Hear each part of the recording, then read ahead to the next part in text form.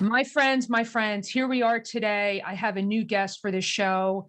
I could not wait to bring her to the show. When I first had a conversation with her, it flowed so well that I wish we recorded it at that point in time. So let me introduce my next guest, Dianne Grossman. My friends, Dianne Grossman is an angel.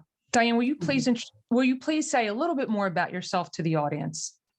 Hi, everyone. As she said, my name is Dianne Grossman. I was born and raised in Augusta, Georgia. Moved to New Jersey in 1998, where I married my husband, and we have a wonderful life together. Two stepchildren from a previous, and then of course, Seth and I have two children together. My husband was in flooring and in the wholesale side, and I've always wanted to be a business owner. I came to him one day with an idea of opening a different type of flooring store. And he said, well, it probably won't ever work. But my husband was really one of those people that kind of like believed in me. And so he said, here's $1,000, go start your own business. And that's kind of how the Carpet Girl became to be. So I am the creator and founder of the only female branded flooring store in the United States. And I say that because female branded is really important. Female direction, but female branded means that our marketing techniques directly go to the consumer, who is our customer. So I've been in business in 2022. I will celebrate my 10th year.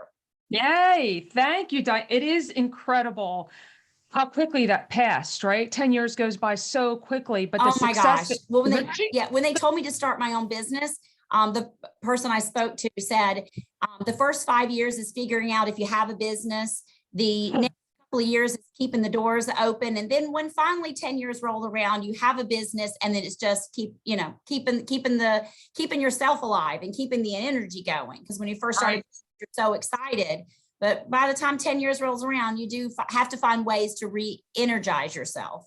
Yes, indeed. And you have so many pearls of wisdom that you and I discussed in the green room before we started recording, and things that I looked up about you. And as I mentioned, you have this great saying about how gender doesn't run a business, your brain does. Let's talk about that for a few minutes, because I just find it so enlightening.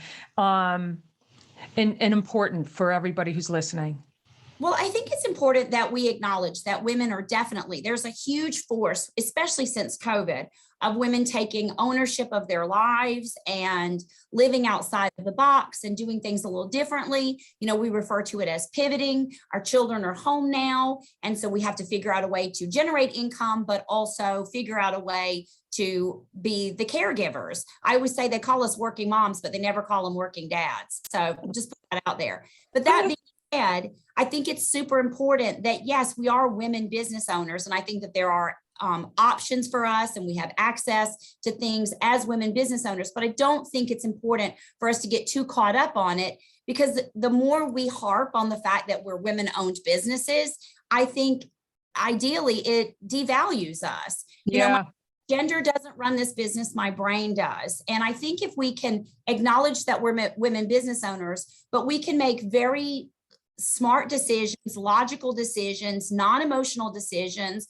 We can hire, we can fire, we can promote, we can do all of the things. I think once you get too caught up on being a women-owned business, I truly think that it hurts the culture of it. Just run the business like a person rather than your gender. Yeah. Amen. Right. It's so important to just look at the business as a business, and sometimes our emotions take over, and it's just knowing that that's not we don't need that for the decision-making process. Right. So you have, right. We just don't need that. But I appreciate so much how you put that out there, because let's not harp on that. You're running a legitimate, amazing business. And there's a statistic that I'm sure you know better than I do, as from a carpet perspective, who's making those buying decisions? Because the reason why you started it is because the salespeople selling carpet were mostly men, but the people who were making decisions were mostly women. So here you had an amazing opportunity to fill that gap, and you did so amazingly well.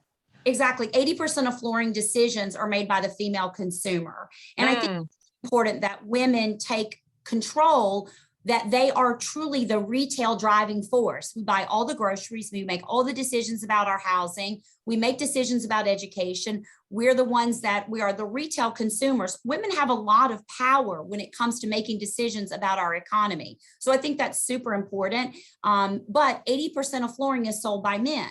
Most people in the flooring world don't just sell flooring, they're more interior designers. And I don't think there's anything wrong. I work with a ton of interior designers. But myself, I'm not an interior designer. I just decided to specialize in a very important fabric that is used in all types of homes. And by specializing in it, I can truly understand the ins and outs of the project and answer it. And I am the person, I would say our tagline is your friend in floors. I'm the girl who takes shopping with you that says, buy this, don't buy that. And so that's really the mindset of the carpet girl. The carpet girl is by appointment only. We don't want shoppers, we want buyers. And that's not to eliminate shoppers. I'll be happy to have a consultation. But women make an appointment for everything in their life. They make for their nails, for their hair. And so if you're going to be spending $3,000 on a project, which is the typical cost of an average project, then you want to make an appointment for that. I don't want my team following people around the store saying, can I help you? Can I help you? I want that person to feel special. I want their project to be important.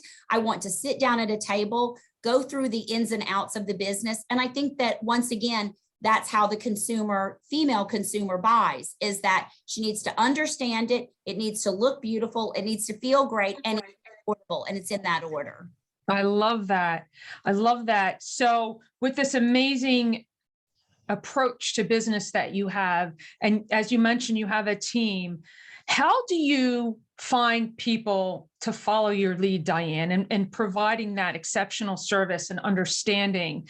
You know, what qualities do you look for in your staff and employees to help build that amazing camaraderie that you have there that we can perhaps share with the audience as they look to rebuild their teams?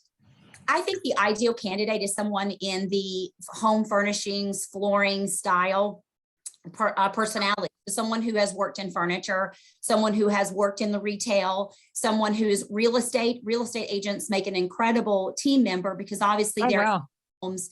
And a lot of realtors have what we call the side hustle, right? They're realtors.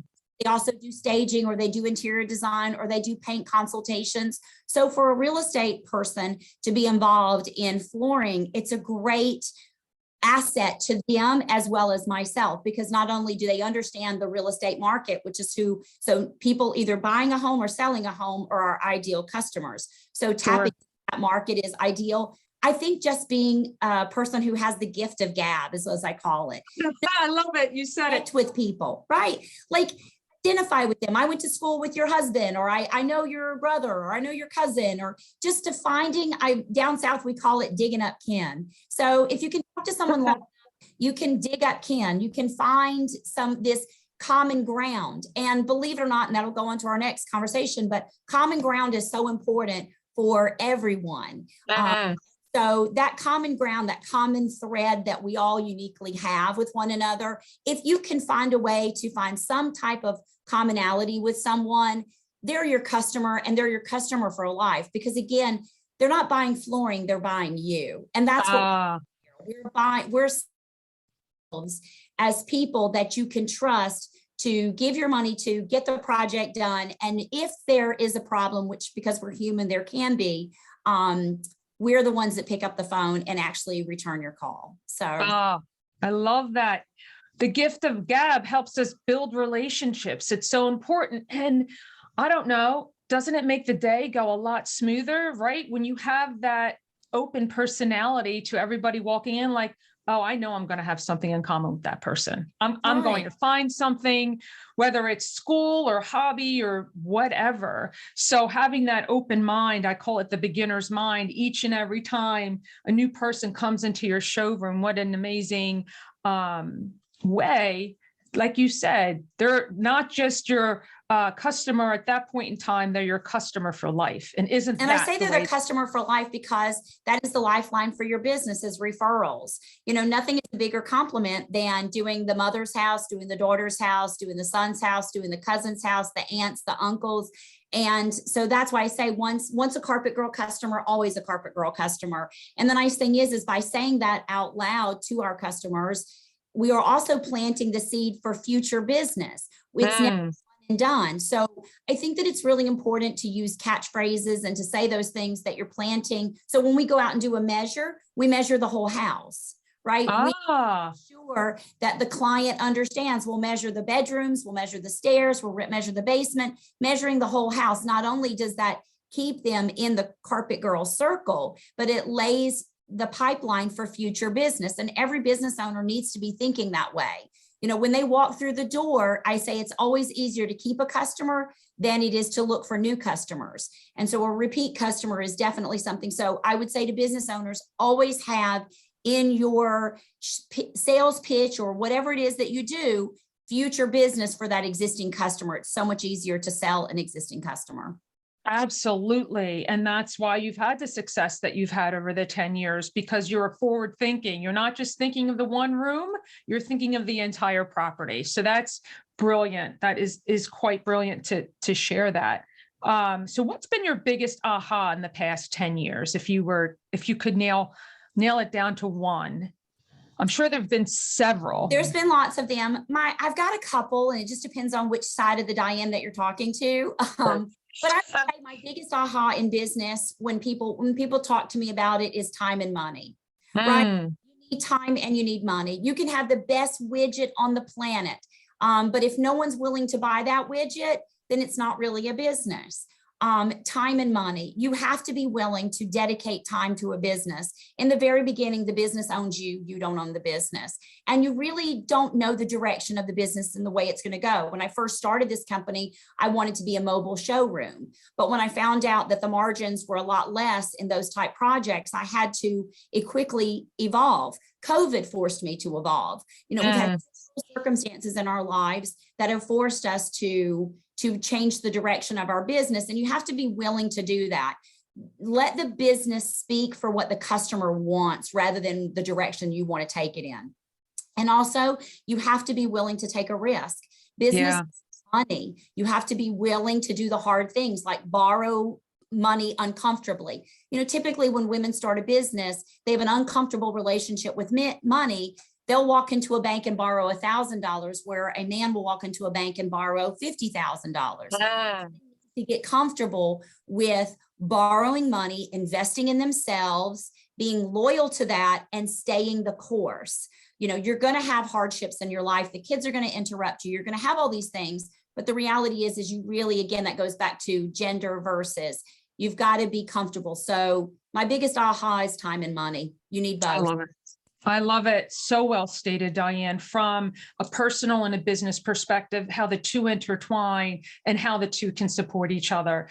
That's been amazing. So my favorite question to ask everyone sitting right where you are sitting right now is there a particular piece of clothing or accessory that helps you feel amazing? Like what is it and how does it make you feel as you step forward in your business and your life? Is there something? I've got a couple of things. So I always wear hoop earrings because round is the completion. So wherever you start, you end up. So I always wear hoop earrings. But my most important prize is this bracelet. It's made from a belt and it has my daughter's slogan on it. It's a bracelet kind of life. Putting a bracelet on your arm to remember to be the good in the world. It's like tying a string around your finger to remember to pick up milk and bread on your way home. Putting a bracelet on your arm to remember to be the good in the world. It's a bracelet kind of life was my daughter's mantra. And so I put this leather band on every day. It's made from a recycled belt. So I know that it didn't end up in a landfill somewhere. And it's got her logo on it. So that really kind of speaks to me. I don't leave the house a day without wearing her bracelet. That is beautiful. And for those of you listening, that is an incredible segue to my second interview with Dianne. You know, when she and I initially connected, we decided to do 2 separate episodes. So that is an incredible clue in to next week's episode, where you'll hear all about that bracelet and all about the work that Dianne has done with her daughter and that bracelet and the foundation that she's built. But Dianne, in the interim, if someone wanted to reach out to you before hearing next week's episode, where's the best place that they can find you? The best place to reach me is on thecarpetgirl.com. That's our website. So if you're interested in learning more about our services and the things that we offer, if you're interested in joining our team, if you're a realtor and you're looking for something to add to your plate, thecarpetgirl.com. We have a wonderful website with a contact submission form that you can reach out. Again, that's thecarpetgirl.com. Wonderful. And I will certainly share that in the show notes, Dianne, to make it nice and easy for everyone. Thank you again for your time, Dianne. It's always a joy in connecting with you. Thank you so much for having me.